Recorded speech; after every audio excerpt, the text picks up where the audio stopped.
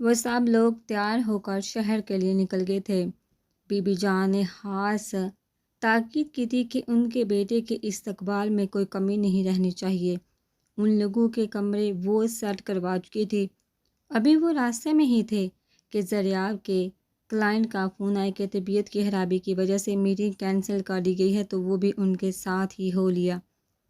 University سے چھٹی کے باعث وہ گھر پر ہی تھے اور حسب معمول اپنے ارد گرد کھانے پینے کی چیزوں کا ڈھیر لگائے ٹی وی دیکھ رہی تھی، اور بازل بائک کو ورک شاپ لے کے گیا ہوا تھا۔ اسی اثنا میں بیل بجی، جس کو اس نے ماں کی نصیحتوں طرح نظر انداز کر دیا تھا، لیکن شاید بیل دینے والا بھی اس سے بڑا ڈیر تھا۔ چوکیدار ایک دن کی چھٹی لے کر گیا ہوا تھا۔ ناچار اس کو اٹھنا پڑا۔ ریموٹ کو صوفے پر پھینکتے ہوئے بیل دینے والے کی طبیعت صاف کرنے کے ارادے سے آگے بڑھی اور زور سے دروازہ کھولا۔ ہاں جی فرمائیے، کہاں سے لاب آ گیا ہے جو آپ اس گھر کو آخری پناہ گاہ تصور کرتے ہوئے بیل پر ہاتھ رکھ کر اٹھانا بھول گئے ہیں؟ بس جب ایک بندہ دروازہ نہیں کھول رہا تو صاف مطلب ہے نا کہ وہ مصروف ہے۔ پر نا جی، آپ لوگوں نے تو بیل دیے جانی ہے۔ مجھے لگتا ہے کسی دن مجھے اس کو اتروا کر پھینکنا پڑے گا۔ نہ ہوگی بیل نہ بجے گی، حد ہو گئی۔ اس نے سامنے کھڑے پانچوں لوگوں کو، جن میں ایک ادھیڑ عمر مرد، دو نوجوان اور ایک بزرگ مرد اور عورت کھڑے تھے، کو کاٹ کھانے والے لہجے میں کہا۔ ایک تو ڈرامہ بیچ میں چھوڑنے کا غم، اوپر سے اس کو ڈر تھا کہ اگر بازل آ گیا تو اس کی چپس اور چاکلیٹ پکڑی جائے گی، اور کو اسی کی تو چرائی ہوئی تھی۔ سامنے والے کو شاید اتنی عزت افزائی کی امید نہیں تھی، اس لیے وہ حق دک کھڑے ایک دوسرے کا منہ دیکھنے لگے۔ وہ دریاب شاہ نے ہچکچاتے ہوئے بلاہر ہمت کی تھی۔ ایک لمحے کے 1000ویں حصے میں اس کے دماغ نے اسے پہچان کا سگنل دیا تھا کہ وہی لڑکی ہے جس نے کچھ دن پہلے 2 لڑکوں کی سڑک پر پھینٹی لگائی تھی۔ سامنے کھڑی لڑکی اوپر سے اس کی کینچی کی طرح چلتی زبان دے کر چکرا کر رہ گیا تھا۔ وہ سوچ بھی نہیں سکتا تھا کہ یہ آفت اس کی کزن ہو سکتی ہے۔ کیا وہ لگا رکھی ہے؟ بھائی آپ لوگ کون ہیں، کہاں سے ہیں، کیوں ہیں، کچھ بتائیں گے بھی یا میں جاؤں؟ اوہ اچھا، تو آپ سرف صابن بیچنے والے ہیں؟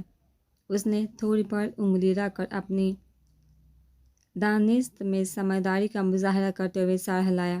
دیکھیے بھائی، ہم نے نہیں کچھ خریدنا۔ میرے بابا گھر کا سودا اکٹھا لا کے رکھ دیتے ہیں۔ اماں کہتی ہیں اس سے برکت آتی ہے اور بچت بھی ہو جاتی ہے۔ کبھی کبھار ایمرجنسی میں کسی چیز کی ضرورت پڑ جائے تو بازار نہیں بھاگنا پڑتا۔ ویسے بھی میرے خیال میں یہ جو چل پھر کر چیزیں بیچتے ہیں کسی کام کی نہیں ہوتی۔ بھائی آپ خود سوچئے، جس چیز کو آپ کو گاہک کے پاس لے جا کر کہنا پڑے کہ یہ ریل دو، تو وہ تو 2 نمبر ہوئی نا۔ آپ کی پروڈکٹ اگر اتنی ہی اچھی ہے تو اس کو اپنے سٹور پہ رکھیے، جس کو ضرورت ہوگی وہ خود ہی خرید لے گا۔ زبان کے ساتھ ساتھ وہ ہاتھ بھی ہلا کر مشورہ دے رہی تھی۔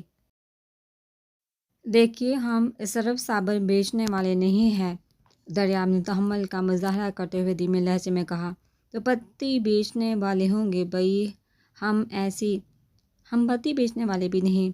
اس سے پہلے وہ دوبارہ شروع ہوتی دریاب نے اسے ٹوکتے ہوئے دانت پیس کر کہا، مگر وہاں پرواہ کسی تھی تھوڑا سا سر مزید باہر نکال کر ادھر ادھر دیکھتے ہوئے سر کے اشارے سے اسے پاس بلایا۔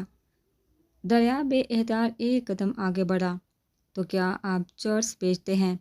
اس کی طرف جھکتے ہوئے رازدارانہ انداز میں کہا تو وہ پانچوں بے احتیاط اچھل پڑے۔ دریاب کے منہ سے بے سادہ استغفر اللہ نکلا۔ چک مصطفیٰ شاہ نے اونچی آواز میں لا حول ولا قوت پڑھا۔ دیکھو بھائی، سیدھی سی بات ہے، ہمارے گھر میں تو کوئی چرس نہیں بتا، اس لیے معذرت کے ساتھ ہم نہیں خرید سکتے۔ آپ کہیں اور ٹرائی کر لیں۔ ارے ہاں، آپ کالج اور یونیورسٹیز میں کوشش کریں نا، وہاں پہ ہو سکتا ہے آپ کا کوئی چانس لگ جائے۔ بھائی وہاں پہ ہم جیسے اچھے اور معصوم بچوں کے ساتھ ساتھ کچھ بگڑے بچے بھی پائے جاتے ہیں۔ ایک مشورہ دوں آپ کو، آپ سب اکٹھے نہ نکلا کریں، چرس بیچنے کے لیے علیحدہ علیحدہ علاقے بانٹ لیں۔ بالفرض اگر پولیس کے ہتھے چار بھی جائیں تو پیچھے کوئی ضمانت کروانے والا بھی تو ہونا چاہیے نا۔ ویسے تو پولیس آپ لوگوں کی اپنی ہی ہوتی ہے، لیکن پھر بھی قسمت خراب ہو تو کیا پتہ چلتا ہے۔ ایک بات تو بتائیے، ان کی طرف جھکتے ہوئے دوبارہ گوئے ہوئے، یہ جو سگریٹ میں چرس یا پاؤڈر بڑھ کے پیتے یہ کیسے بڑھتے ہیں؟ میں نے اس بار بہت سوچا لیکن کچھ سمجھ نہیں آیا۔ جب یہ لوگ سگریٹ سے تمباکو نکالتے ہیں تو حال ہی کھوکھا سلامت رہتا ہوگا بلا، اور چرس اور پاؤڈر بڑھنے کے بعد تو جو سگریٹ سے نکالا گیا تمباکو ہوتا ہے پھر اس کا کیا کرتے ہیں؟ کچھ آئیڈیا ہے آپ کو؟ اور میں نے تو یہ بھی سنا ہے کہ یہ ہتھیلی پر رکھ کے مسل کر بھی پھانکتے ہیں۔ وہ گیٹ پر کھڑی ہو کر چرس اور پاؤڈر ایسے ڈسکس کر رہی تھی جیسے اس سے اہم کوئی کام نہ ہو۔ اس کو نان سٹاپ بولتا دیکھ کر وہ پانچوں ہونک بنے، کبھی اس کا تو کبھی ایک دوسرے کا منہ تاک رہے تھے۔ سب کے پیچھے کھڑے دریاب کا سرخ پڑتا چہرہ اس بات کا گواہ تھا کہ اس نے بڑی مشکل سے اپنا کہکہ ضبط کیا ہوا ہے۔ ہم راسم شاہ سے ملنے آئے ہیں، مصطفیٰ شاہ نے بالآخر اپنا مدعا بیان کیا۔ کون راسم شاہ؟ اس نے آبرو اچکاتے ہوئے سوال کیا۔ ایک پل کو تو وہ خاموش ہو کر رہ گئے۔ اوہ اچھا، تو آپ راسم شاہ یعنی بابا سے ملنے آئے ہیں، پر بابا جانی تو گھر پر نہیں ہیں، وہ تو ماما کے ساتھ بازار گئے ہوئے ہیں۔ ویسے آپ لوگوں کی شکلیں نا میرے بابا جانی سے بہت ملتی ہیں۔ میں نے سنا ہے کہ دنیا میں ایک جیسی شکل کے 7 لوگ ہوتے ہیں، کہ آپ اپنے چھٹے ہم شکل کی تلاش میں تو نہیں آئے ہیں؟ اس نے راسم شاہ کا بتانے کے ساتھ پھر سے سوال داغا تھا۔ دیکھیے محترمہ، دریاب نے کچھ کہنے کے لیے لب واقعی ہی تھے کہ اس نے ٹوک دیا۔ امثال راسم شاہ نام ہے میرا، ٹیچر امثال شاہ کہتے ہیں، جبکہ بابا اور بھائی لوگ صالح اور صالح شاہ کہتے ہیں۔ اور اماں کیا کہتی ہیں؟ دریاب نے بے سہاتا پوچھا۔ اماں ہاں، وہ کہتی ہیں اس کو جو بھی کہہ لو، اس نے کون سا سننا ہے، کملی ہے یہ تو۔ اب بلا بتا میں کہاں سے کملی ہوئی؟ وہ کھلکھلائی۔ ویسے اگر آپ مجھے اپنا تعارف دیں کہ آپ لوگ کون ہو تو ہو سکتا ہے میں آپ کی کوئی مدد کروں۔ ویسے بھی کافی دیر سے آپ لوگ دروازے پر کھڑے ہیں، اس طرح دروازے پر کھڑا ہونا اچھا تھوڑی لگنا ہے۔ اچھی خاصی سمجھدار اور شریف لوگ لگ رہے ہیں آپ، نام اور کام دونوں بتائیے۔ سارا ملبہ ان پر گراتے ہوئے اب دوبارہ اس نے سنجیدگی سے پوچھا تو دریاب دانت پیس کر رہ گیا۔ مصطفیٰ شاہ نام ہے ہمارا، حویلی سے آئے ہیں ہم، راسم شاہ سے ملنا ہے۔ ان کا نام سن کر وہ اچھلی تو پڑی تھی، آنکھیں پھاڑ کر انہیں دیکھنے لگی۔ ہے اللہ سچی آپ شاہ بابا ہیں؟ آپ میرے دادا جان ہیں۔ بابا آپ کے بارے میں بتاتے رہتے ہیں ہمیں۔ آپ کو پتہ میں نے آپ کو کتنا مس کیا؟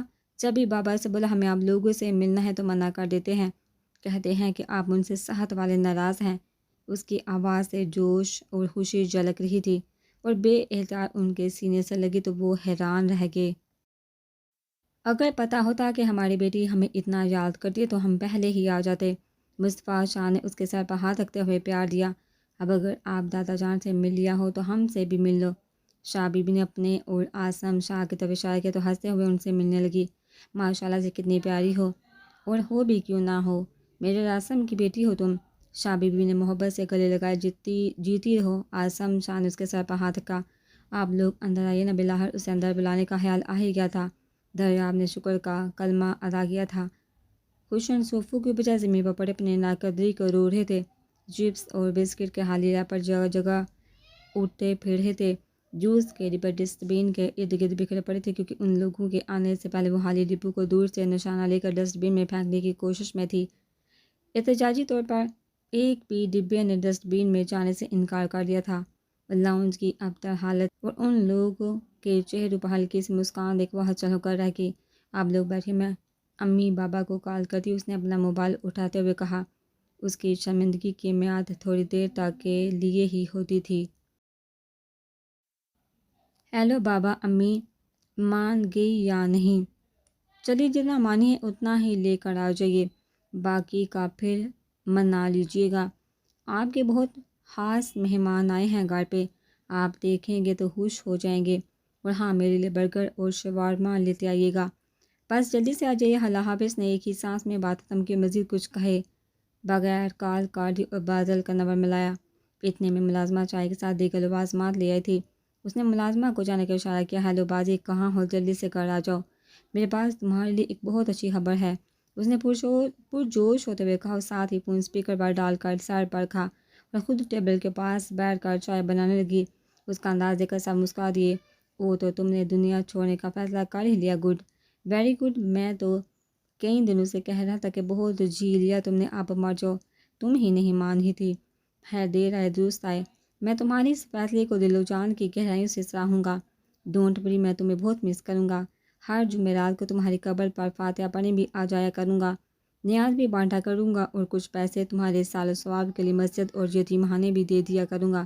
تم ایسا کرو، اپنا فون اور لیپ ٹاپ مجھے ڈونیٹ کر جانا، اور جو میری واچ، پرفیومز، شرٹس اور باقی چیزیں چراتی رہی اس کے لیے میں تمہیں معاف کیا۔ جاؤ میری بہن، میں نے تمہیں اللہ کی پناہ میں دیا۔ دوسری طرف سے بازل کا شرارت سے بھرپور جواب آیا، جس نے امثال کو شہاسا تپایا تھا۔ تو ہماری نافرمانی کی صحیح سزا ملی ہے تمہیں راسم سائیں، بہت خوب۔ پہلے اس کی پڑ پڑ چلتی زبان اور اب بادل کی باتیں سن کر مصطفیٰ شاہ بڑبڑائے تھے۔ دیکھو بازی، میرے منہ مت لگو، ورنہ اس نے غصے کی شدت سے اپنی بات ادھوری چھوڑی۔ اتنے لوگوں کے سامنے اپنی بےعزتی اس کو ہضم نہیں ہو پا رہی تھی، ورنہ کیا کرو گے تم؟ اپنا سر دیوار میں مارو گی یا چھت سے چھلانگ لگا کر خودکشی کر لو گی؟ ہاں، اپنے ایسے نصیب کہاں؟ اس نے ٹھنڈی سانس بھرتے ہوئے اسے مزید چڑھایا تھا۔ ہاں صحیح کہہ رہی ہو، واقعی میں کیا کروں گی؟ میں شاعری بھائی کو بالکل بھی نہیں بتاؤں گی کہ یہ جو بائک تم بنوانے کے چکروں میں ہو یہ لڑکوں کے ساتھ ریس لگاتے ہوئے تیز رفتاری کے باعث الٹی تھی، اور یہ بھی نہیں بتاؤں گی کہ پچھلی اسائنمنٹ میں تمہارے 0 مارکس آئے تھے، اور یہ تو بالکل بھی نہیں بتاؤں گی کہ تم نے کچھ دن پہلے ایک لڑکی کو چھیڑا تھا۔ اس وقت وہ اپنے سامنے اتنے سارے لوگوں کی موجودگی کو بھی بھول چکی تھی۔ ایک منٹ، میں نے کب کسی لڑکی کو چھیڑا؟ خدا کا خوف کرو سالے، اللہ اللہ، لڑکی کتنی بڑی جھوٹی ہو تم۔ دوسری طرف سے بادل تڑپ ہی تو اٹھا تو اس الزام پر، ہاں تو یہ میں اور تم جانتے ہو نا کہ تم نے نہیں چھیڑا۔ شاعری بھائی نہیں، ان کو تو میں بتاؤں گی نا، اور تمہیں پتہ ہے وہ میری بات مانتے بھی ہیں۔ سالے نے ہنستے ہوئے کہا، اوکے اوکے میری ماں، میں آ رہا ہوں۔ دوسری طرف سے بازل نے بوکھلاتے ہوئے اس کی بات کاٹی۔ ہاں ٹھیک ہے، راستے سے میرے لیے گول گپے لیتے آئیے گا، اس نے حکمیہ انداز میں کہا اور کھٹاک سے فون کاٹ دیا۔ امان ٹھیک کہہ رہا تھا، یہ دونوں واقعی بندے کو پاگل کرنے کی صلاحیت رکھتے ہیں۔ زریاب نے دریاب کے کان میں سرگوشی کی، راسم صاحب اور ساریہ بیگم گھر میں داخل ہوئے تو لاؤنج میں بیٹھے نفوس کو دیکھ کر ٹھٹک کر رکے۔ بابا صحیح، اما جان، بے احتیاط ان کے منہ سے نکلا۔ راسم صاحب کو دیکھ کر وہ سب بھی کھڑے ہو گئے۔ اما جان کیسی ہیں آپ؟ راسم صاحب نے بی بی جان کو گلے لگایا تو وہ پھوٹ پھوٹ کر رو دی۔ اما جان، میں آپ کو بہت مس کیا، مجھے معاف کر دو بیٹا، میں تمہارے لیے کچھ نہیں کر سکی۔ بی بی جان نے دیوانہ وار ان کا منہ چومتے ہوئے کہا، نہ اما جان، آپ گناہ گار تو نہ کریں مجھ بد نصیب کو۔ راسم صاحب نے بی جان کے آنسو صاف کیے۔ برہودار ہم بھی کھڑے ہیں۔ مصطفیٰ شاہ نے ماں بیٹے کو ایک دوسرے میں مگن دے کر ان کی توجہ اپنی طرف دلوائی تو راسم صاحب ان کی طرف بڑھے۔ سوری بابا جان، انہوں نے مصطفیٰ شاہ کے گلے لگ کر کہا۔ نہیں بیٹا، تم اپنے بابا سائیں کو معاف کر دو، تم ٹھیک کہتے تھے، وہ بدبخت ہماری بیٹی کے قابل نہیں تھا۔ کاش میں اس وقت تمہاری بات مان لیتا تو آج لالی نہ بھگت رہی ہوتی۔ مصطفیٰ شاہ نے آپ بڑھتے ہوئے کہا۔ راسم صاحب نے سوالیہ نظروں سے دیکھا تو انہوں نے ساری بات بتا دی۔ بچھڑا ہوا خاندان مل رہا ہے، واہ کیا فلمی سچویشن ہے۔ امثال نے تالی ماری تو ساریہ بیگم نے اسے گھورا۔ اما جان، یہ میری بیٹی ہے امثال۔ راسم صاحب نے امثال کی جانب اشارہ کیا۔ بادل اور شہریار بھی آ چکے تھے۔ ہم مل چکے، اس سے مصطفیٰ شاہ نے مسکراتے ہوئے کہا تو امثال نے دانت نکالے۔ سب ادھر ادھر کی باتوں میں مگن ہو گئے۔ ساریہ بیگم کچن میں چلی گئی تھی۔ بادل اور امثال بازل کے لائے گئے گول گپوں سے انصاف کر رہے تھے۔ ماشاء اللہ سے تینوں بچے بڑے ہو گئے ہیں، ابھی تک شادی نہیں کی کسی کی؟ پیر جان نے ان تینوں کو دیکھتے ہوئے پوچھا۔ نہیں اما جان، ابھی تک تو نہیں کی، اور میرے 3 نہیں 4 بچے ہیں، ان دونوں کے علاوہ ایک اور بیٹا بھی ہے، عدید، وہ فاریہ آپا کے پاس ہوتا ہے۔ راسم صاحب نے کہا، آئے ہائے، کیوں بھلا شادی کے 15 سال بعد بھی جب فاریہ آپا اور آصف بھائی کے ہاں اولاد نہ ہوئی تو عدید کے پیدائش پر ان دونوں نے اسے ہم سے مانگا تو ہم انکار نہیں کر سکے۔ پھر اس کے 5 سال بعد اللہ نے ہمیں 2 جڑواں بچوں سے نوازا۔ عدید بے چاہتا کہ وہ ہمارا بیٹا ہے۔ فاریہ آپا اور آصف بھائی نے کبھی نہیں چھپایا۔ پاکستان آتا رہتا ہے اور آصف کی ڈیتھ کے بعد پاکستان شفٹ ہو چکا ہے، ابھی ملک سے باہر بننا ملواتا اس کو آپ کو، اس سے راسم صاحب نے تفصیل سے آگاہ کیا۔ ماشاء اللہ ماشاء اللہ، اللہ سلامت رکھے۔ جرمنی جانے سے پہلے فاریہ کے ساتھ ایک بار حویلی آیا تھا، بی جان نے کہا۔ راستم حویلی چلو اور یہ ہمارا حکم ہے۔ وسوا شاہ نے ان کو کچھ کہنے کے لیے منہ کھولتا دیکھا روپ سے کہا، جی ضرور بابا جان، کیوں نہیں؟ انہوں نے آہستگی سے کہا، اب بھی چلو۔ جی بابا جان، راستم صاحب نے سر ہلا دیا۔ 20 منٹ کی مسافت طے کر کے وہ لوگ گاؤں پہنچ چکے تھے۔ راستے میں بادل اور امثال کی جو زبان چلنا شروع ہوئی تو ساریہ بیگم کی مسلسل گوریاں بھی ان کی زبان بند نہ کروا سکی تھی۔ ساس کے سامنے اچھی خاصی سب کی محسوس کرتی، وہ جانتی تھی کہ ان کی ساس رکھ رکھاؤ والی عورت تھی۔ یوں لڑکیوں کا پٹر پٹر بولنا انہیں سخت ناپسند تھا، لیکن ان کی اولاد تو نہیں چاہتی تھی نا۔ حیدر کو جانتی بھی ہوتی تو کون سا انہوں نے سدھر جانا تھا۔ وہ سر جھٹک رہ گئی۔ گاڑیاں حویلی میں داخل ہوئی تو دونوں کی چلتی زبان کو بریک لگی۔ گاڑیوں کی آواز سن کر سب باہر نکل آئے تھے۔ وڑا پہ ملنے ملانے کا سلسلہ جاری تھا۔ بی جان سب کا تعارف کروا رہی تھی۔ ساریہ بیگم سب سے مل کر ہٹی تو بچوں کے بارے میں بتانے لگی۔ شہریار کا بتا کر باقی دونوں کی طرف موڑی تو سر پیٹ کر رہ گئی۔ وہ دونوں اتنے لوگوں کی موجودگی کو نظر انداز کیے الوؤں کی طرح آنکھیں پھاڑے ارد گرد دیکھ رہے تھے۔ واہ کیا جو کہا بادل کے منہ سے بے ساہتا نکلا۔ ہے نا بالکل فلموں کے جیسے۔ بس میں نے سوچ لیا جب میں فلم بناؤں گی نا تو یہی بناؤں گی۔ بیسٹ لوکیشن ہے۔ ارے بازی وہ دیکھو، امرود اور آم کا درخت، مزہ آ جائے گا۔ جوش میں آ کے امثال کی آواز کچھ زیادہ ہی اونچی ہو گئی تھی۔ آہار کو ان کی فیورٹ چیزیں نظر آ گئی تھی۔ ابھی وہ آگے بڑھی رہی کہ ساریہ بیگم نے اسے بازو سے پکڑ کر واپس کھینچا۔ صالح خدا کا واسطہ ہے، تھوڑی دیر کے لیے اپنا منہ باندھ رکھو۔ ہر جگہ مجھے ذلیل کروانے کا ٹھیکہ دیکھا ہے کیا؟ ساریہ بیگم دھیمی آواز میں گڑائے تو امثال منہ بنا کے خاموش ہو گئی۔ یہ میرا چھوٹا بیٹا بادل اور بیٹی امثال ہے۔ ساریہ بیگم نے دانت پیستے ہوئے ان کا تعارف کروایا، مگر وہاں پرواہ کسے تھی؟ اور بعض یہ سال یہ تم لوگوں کی بڑی تائی اور یہ چھوٹی تائی ہے اور تم لوگوں کی منزلی خالہ بھی ہیں۔ انہوں نے فوزیہ بیگم اور حتیجہ بیگم کی طرف اشارہ کیا، اور یہ لالا رخ تم لوگوں کی پھوپھو۔ السلام علیکم تائی امیوں، میں آپ کی نئی بھتیجی ہوں۔ کیا حال ہے آپ کے؟ ٹھیک ہے آپ بال بچے راضی ہیں؟ آپ کے مجازی خطاؤں کے کیا حال ہے؟ اور سنائیے کیا چل رہا ہے آج کل؟ امثال دوبارہ نان سٹاپ شروع ہو چکی تھی۔ ان دونوں کو ہکا بکا چھوڑ کر بغیر ان کی سنے وہ لالا رخ کی طرف بڑھی۔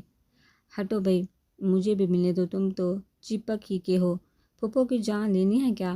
اوپر سے تم نہائے بھی نہیں ہو، برش بھی نہیں کیا، بدبو سے ہی مار دو گے۔ لالا رخ بازل کو گلے لگا کر ماتھا چوم رہی تھی کہ امثال نے اس کی شرٹ پکڑ کر کھینچا، خود ان کے گلے لگے۔ سب کے چہروں کے ناقابل فہم تاثرات دیکھ کر ساریہ بیگم نے بے بسی سے راستم شاہ کی طرف دیکھا، مگر وہ کندھے اچکا کر رہ گئے۔ تو انہوں نے آخری سہارے کے طور پر شہریار کو اشارہ کیا، سالے گڑیا یہاں آؤ۔ ماں کی حالت دیکھ کر شہریار کہتے ہوئے امثال کی طرف بڑھا اور اسے اپنے بازو کے حصار میں لیا۔ بری بات بچے ماما کو تنگ نہیں کرتے۔ شہریار نے ایک ہاتھ سے اس کا حجاب سیٹ کرتے ہوئے دھیمی آواز میں کہا۔ وہ منہ بسور کر خاموش ہو گئے۔ چلو بھائی اندر چلو، یہیں کھڑے رہنا ہے کیا؟ بی جان نے کہا تو سب اندر کی طرف چل دیے۔